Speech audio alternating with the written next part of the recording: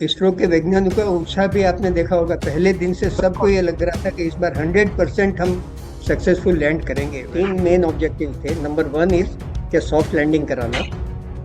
Number two is कि उसमें से रोवर निकाल के सक्सेसफुली रोवर को घुमाना। और तीसरा ये कि उसको साइंटिफिक एक्सपेरिमेंट्स वहाँ पे करना।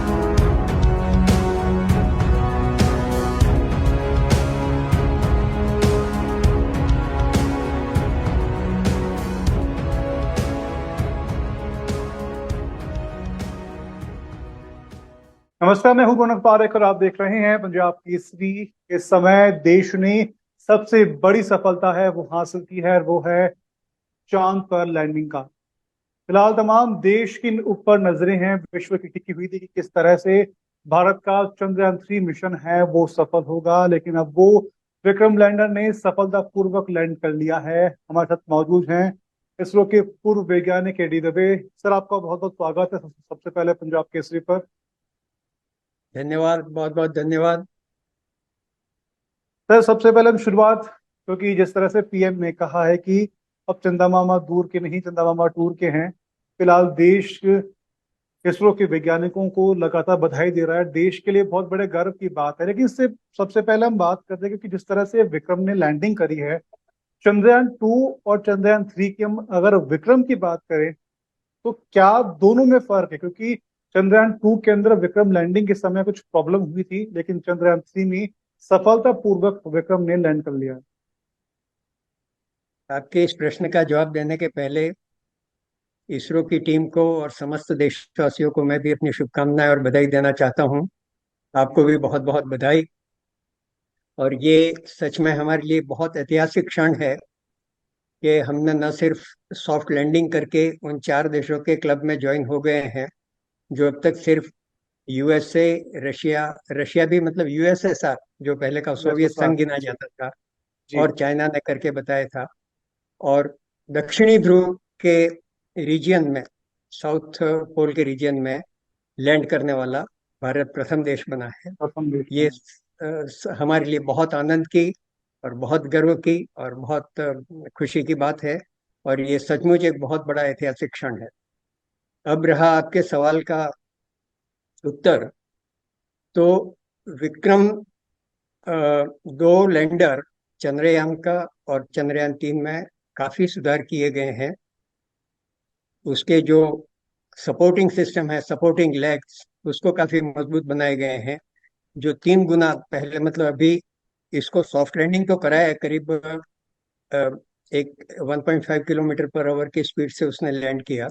लेकिन इसकी क्षमता इतनी बढ़ाई गई थी कि अगर 10 किलोमीटर पर आवर के हिसाब से भी लैंड करता, जो कि जी। बहुत बड़ी उसकी वो होती है, अगर उससे कोई व्यक्ति गिरता है तो उसकी हड्डियां चूर चूर हो जाती हैं। तो उस क्षमता के साथ इसकी डिजाइन की गई थी। इसके शॉकिंग क्षमता, जो उसको किसी भी तरह का शॉक लेने की क्षमता बढ़ाई गई थी। और उससे भी ज्यादा जो सुधार किए गए थे वो उसके सेंसर्स, उसके एल्गोरिदम, उसको मतलब इस तरह का बनाया गया था। क्योंकि होता क्या है कि जब वहां से अलग हो जाता है प्रोपल्जन सिस्टम से, और जैसे आज 22 मिनट पहले, आधा घंटा पहले, उसको फोर्स लैंडिंग कहते हैं कि उसको ऑर्बिट से अलग करके धीरे धीरे धीरे नीचे लाया जाता है। और ये जो 20 मिनट का जो होता है, उसको जो टेरर, मतलब मीडिया में भी ये बताया गया था कि वो बहुत क्रिटिकल होते हैं। तो उस जी। समय मैन्युअल कंट्रोल नहीं होता है, पूरा ऑटोनोमस कंट्रोल होता है और पूरे कंप्यूटर के जरिए उसको कंट्रोल किया जाता है। तो इस बार का जो सॉफ्टवेयर डिजाइन भी था वो बहुत क्रिटिकली डिजाइन किया गया था, और इतने फेलियर मोड एनालिसिस किए गए थे कि अगर ये हुआ तो क्या होगा, ये होगा तो क्या होगा। और इसमें फेल्योर एनालिसिस इस हद तक की गई थी, क्योंकि स्पेस मतलब इसमें फेल्योर की कोई गुंजाइश, ऐसे तो कहा जाता है कि 0% टॉलरेंस होनी चाहिए, 0% error, zero error is the requirement. लेकिन इतना होना बहुत मुश्किल है। लेकिन यहाँ जो रिक्वायरमेंट थी वो 0.0001% जितनी रिक्वायरमेंट करके इसको ऑलमोस्ट एरर फ्री बनाया था। और इतने सारे रिडंडेंट पाथ रखे थे कि अगर इस जगह फेलियर हुआ तो दूसरा विल टेक ओवर, दूसरा हुआ तो तीसरा टेक ओवर। अगर ये लैंडिंग साइट पे नहीं पहुंच पाया तो दूसरी लैंडिंग साइट के लिए पूरे फोटोग्राफ्स तैयार थे।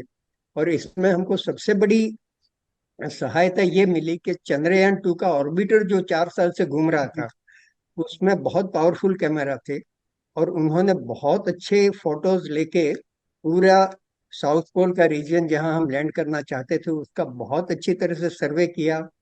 वो सर्वे में से हमने दो साइट सेलेक्ट की। जो ये जो साइट है वो अबाउट 70 डिग्री साउथ और 30 डिग्री ईस्ट के करीब है। लेकिन अगर यहाँ कोई तकलीफ आती तो एक अल्टरनेट साइट भी हमारे पास तैयार थी। और उसके छोटे छोटे ग्रुप बना के इतना बढ़िया रिजोल्यूशन का वो बनाया था कि ऑटो मोड में ये जो लैंडर है वो जी। अपने आप देखता रहेगा कि हम सही दिशा में जा रहे हैं कि नहीं, अगर थोड़ी सी गलत है तो सेल्फ करेक्शन कर लेता। तो ये काफी सब किया था। और उसके बाद इसरो की पूरी टीम ने इसको कई बार क्रिटिकल डिजाइन रिव्यू किए, एक बार नहीं, दो बार नहीं, तीन बार नहीं। और क्या क्या फेल्योर आ सकते हैं, इसको क्या इम्प्रूवमेंट कर सकते हैं, सब ध्यान में रख के किया। और आज हम देख रहे हैं कि इसरो के वैज्ञानिकों का उत्साह भी आपने देखा होगा। पहले दिन से सबको ये लग रहा था कि इस बार 100% हम सक्सेसफुल लैंड करेंगे। वैसे इसमें ये होता है कि कभी कुछ भी हो सकता है, लेकिन जो हमारी कॉन्फिडेंस लेवल था, आत्मविश्वास था, वो आज पूरा हुआ। और ये सचमुच एक बहुत खुशी का और आनंद का क्षण है हमारे लिए। बिल्कुल सर, सबसे बड़ी खुशी की बात है कि सफलतापूर्वक लैंडिंग है वो हो चुकी है। लेकिन हम ये बात करें कि ये आम पब्लिक के मन में सवाल आता है कि इसको लगभग जितने भी मिशंस की अगर हम बात करें तो जुलाई के महीने में उनको लॉन्च किया जाता है, तो ऐसा कोई कैलकुलेशन बैठाई जाती है कि वहां पर जो पहुंचे तो इस तरह का माहौल है वहां बना हुआ रहे जिससे हमें जो आगे की प्रॉपर प्रोसेसिंग करना है वो इजीली बना रहे हमारे। नहीं, ऐसा है। चंद्रयान 2 और चंद्रयान 3 जुलाई के महीने में हुए। चंद्रयान 1 अगर आप देखें पीछे जाके तो वो अक्टूबर में हुआ था। जी। तो जुलाई का ऐसे पर्टिकुलर कोई ज्यादा सिग्निफिकेंस नहीं है, लेकिन हर एक लॉन्च में एक लॉन्च विंडो तय की जाती है कि ये लॉन्च विंडो है वो हमारे लिए काफी अनुकूल है। और उसमें बहुत सारे पैरामीटर होते हैं, राइट फ्रॉम जहाँ लॉन्चिंग साइट है उस समय, उस लॉन्च विंडो, उस समय जब लॉन्च करेंगे उस समय वहाँ का क्या क्लाइमेटिक कंडीशंस होंगे, वहाँ के दूसरे एटमॉस्फेरिक कंडीशंस वगैरह क्या होंगे। जी। लेकिन उससे भी ज्यादा इम्पोर्टेंट ये है कि यहाँ जो है वो जहाँ से लॉन्च हो रहा है वो भी मूविंग ऑब्जेक्ट है, और जहाँ पहुंचना है वो भी मूविंग ऑब्जेक्ट है। फिक्स टू फिक्स है। अगर जैसे दिल्ली से न्यूयॉर्क जाना है तो Delhi is fix, New York is fix, तो आप एक पाथ सेलेक्ट कर सकते हैं। जी। लेकिन आप, पृथ्वी भी घूम रही है, पृथ्वी के चारों तरफ मून भी घूम रहा है, मून अपने एक्सिस पे भी घूम रहा है, सोलर सिस्टम में है। तो उस समय पूरा मिशन प्रोफाइल इस तरह से सेलेक्ट किया जाता है कि मिनिमम ट्रेजेक्टरी, मिनिमम ट्रैवल में। और जब यहाँ से लॉन्च किया हुआ स्पेस क्राफ्ट चांद तक पहुंचे, तब उस समय चांद की पोजीशन ऐसी होनी चाहिए कि वो हमारे रिक्वायर्ड, जो मतलब ल्यूनर ऑर्बिट में जब एंटर होता है तो वो हमारा स्पेसिफाइड पॉइंट पे वो लॉन्च होना चाहिए। तो सर उस बात हिसाब करें। से ये तय करते जी। हैं। तो जी। काफी मतलब ऑर्बिटल पैरामीटर्स को ध्यान में रखा जाता है। ये बड़ा कॉम्प्लेक्स सिस्टम है, लेकिन जी। जुलाई ही होना वो बहुत जरूरी नहीं। हम बात करें सर साउथ पोल की, हम बात कर रहे थे कि साउथ पोल में विक्रम की लैंडिंग है वो कराई गई है, तो साउथ है पोल चुनने का कोई स्पेसिफाइड रीजन? साउथ पोल चुनने का रीजन है जी। एक्चुअली, चांद की सतह पे जैसे आपने मतलब अभी तक के जो इंफॉर्मेशन है कि इसके पहले जो सफलतापूर्वक लैंडिंग हुई है वो ऑलमोस्ट नियर टू इक्वेटर, विषुवत रेखा, जो चंद्र की विषुवत रेखा होती है उसके जी। आसपास हुई है। तो वो जो रीजन है वो लकीली काफी मतलब थोड़ा समतल भी है, बहुत ज्यादा क्रेटर्स भी नहीं है, वहाँ सनशाइन कंडीशंस भी अच्छी होती हैं। लेकिन वहाँ जो अ, उसके सरफेस में जो हमको खास करके पानी, वाटर इज वेरी इंपॉर्टेंट। अभी जो हमारी खोज का सबसे बड़ा ऑब्जेक्टिव है, मतलब ये जी। चंद्रयान 3 का जो है उसका तीन मेन ऑब्जेक्टिव थे। नंबर 1 इज के सॉफ्ट लैंडिंग कराना। नंबर 2 इज कि उसमें से रोवर निकाल के सक्सेसफुली रोवर को घुमाना। और तीसरा ये कि उसको साइंटिफिक एक्सपेरिमेंट्स वहाँ पे करना। तो साउथ पोल में ये है कि वहाँ काफी क्रेटर्स हैं, काफी खड्डे हैं, और वहाँ पे सूर्य की रोशनी बहुत कम पहुंच पाती है। कम क्यों पहुंच पाती है उसका मैं एक कारण बताता हूँ। कि जब पोल पे हम होते हैं, जैसे पृथ्वी पे भी आप जैसे जैसे उत्तरी पूर्व या दक्षिणी ध्रुव के नजदीक जाएंगे, तो ऐसे सूर्य की किरणें तिरछी होती जाएंगी, और जो सूर्य है वो ऊपर आने के बदले क्षितिज के काफी नजदीक रहेगा। तो यहाँ जो है, ये जो हमने 70 डिग्री साउथ चुना है, तो वहां पे सूर्य की किरणें बहुत तिरछी होंगी। तो गड्ढे के जो किनारे हैं उसको तो एल्यूमिनेट करेंगी, लेकिन उसकी रोशनी नीचे तक नहीं जाएगी। और नीचे तक नहीं जाने की वजह से उसके अंदर जो करोड़ों साल से जो मतलब आइस के कण है या कुछ मिनरल्स वगैरह है, जी। उसको ढूंढने में और उसको पाने में बड़ी आसानी रहती है। तो इसलिए अच्छा, दूसरा क्या है, नॉर्थ पोल भी साउथ पोल के जैसा ही है, मतलब उसमें बहुत ज्यादा जी। फर्क नहीं है। जी। लेकिन जो जी। पुरानी स्टडीज थी 20 साल 25 साल पहले, उस समय ये माना जाता था कि साउथ पोल में ये सब चीजों का प्रचुर मात्रा में उपलब्ध है, तो साउथ पोल में ही स्टडी करनी चाहिए, और साउथ पोल की इंफॉर्मेशन हमारे पास ज्यादा थी। लेकिन पोल को सेलेक्ट करने का कारण यही है कि वहाँ सूर्य की किरणें तिरछी मात्रा में होती हैं, और इसलिए वहाँ का टेम्परेचर, मतलब हमें लाइट भी चाहिए और कोल्ड टेम्परेचर भी चाहिए, तो ये दोनों चीजें हमको पोलर एरिया में मिलती हैं।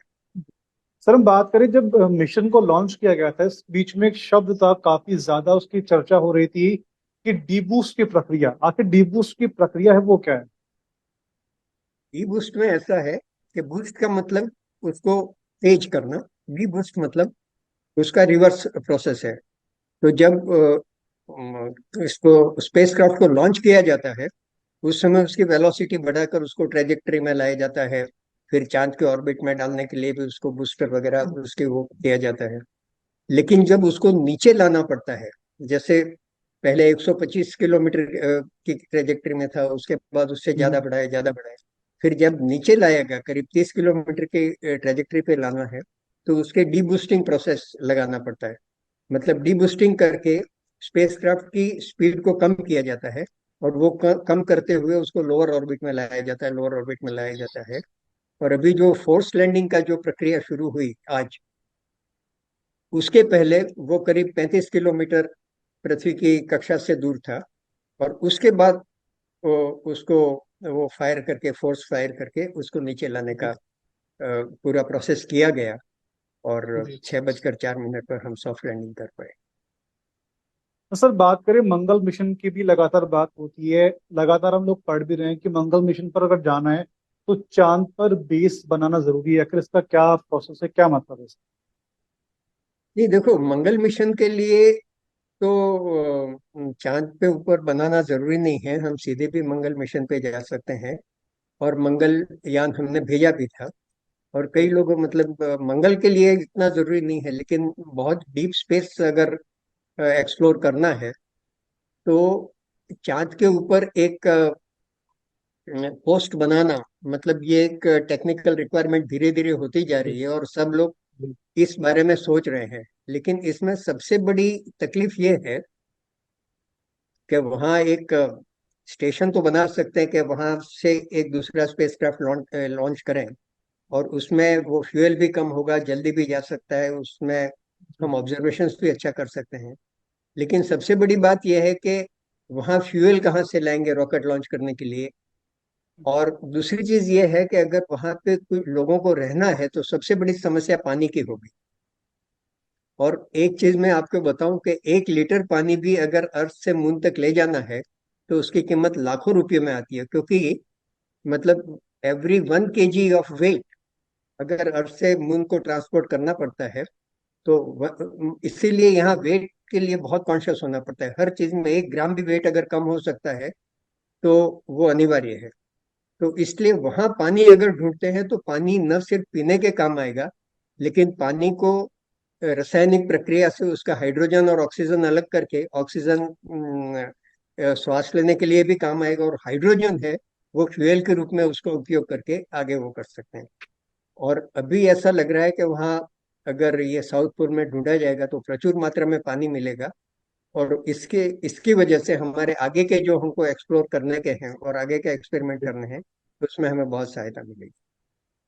सर मेरा लास्ट सवाल ये है कि क्योंकि लोग आपके पॉइंट्स को सुनना चाहते हैं कि भारत में लोग स्पेस प्रोजेक्ट्स होते हैं और बेसिक डेवलपमेंट के इश्यूज इनको जोड़ते हैं, कि कहते हैं कि इसमें इतने जो हम खर्च कर रहे हैं, इसमें सड़क है, अस्पताल है, बन जाएंगे। लेकिन बतौर साइंटिस्ट आप इस पर क्या जवाब देना चाहेंगे उन लोगों को जो इस प्रोजेक्ट को जनहित की नजर से नहीं देखते? ये अभी की बात नहीं है। जब से ये स्पेस साराभाई जब थे और उन्होंने इसरो की नींव रखी, और जब इसरो का प्रस्ताव लेके गवर्नमेंट के पास गए थे, तो गवर्नमेंट को कन्विंस करने में भी उस समय उनको बहुत मेहनत करनी पड़ी थी।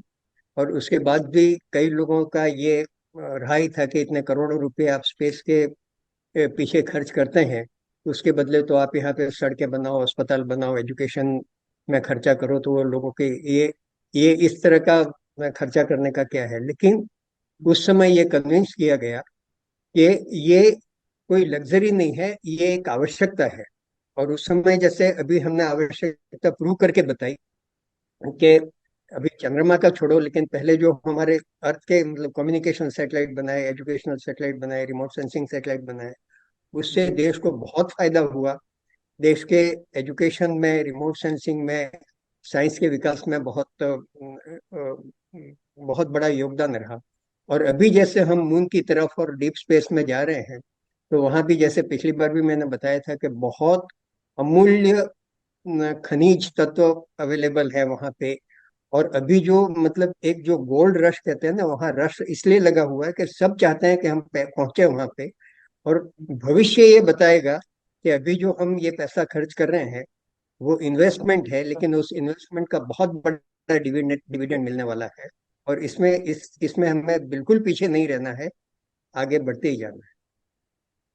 तो सर फिलहाल बहुत बहुत शुक्रिया आपका जुड़ने के लिए, क्योंकि जिस तरीके से चांद पर भारत के पैर जमे हैं, अब आने वाले समय में क्या और भारत मिशन करेगा उसके लिए भी हमारे साथ हमारे पूर्व वैज्ञानिक हैं ईडी देवी जी, वो जुड़ते रहेंगे। फिलहाल सर आपका बहुत बहुत शुक्रिया, क्योंकि आपके जवाबों को आम पब्लिक है, जनता सुनना चाहती है कि आखिर कितना इजी है ये मिशन और क्या इसकी बारीकियां हैं, वो आपके जवाबों से आम पब्लिक है जल्दी समझेगी। सर आपका बहुत बहुत शुक्रिया। धन्यवाद, धन्यवाद।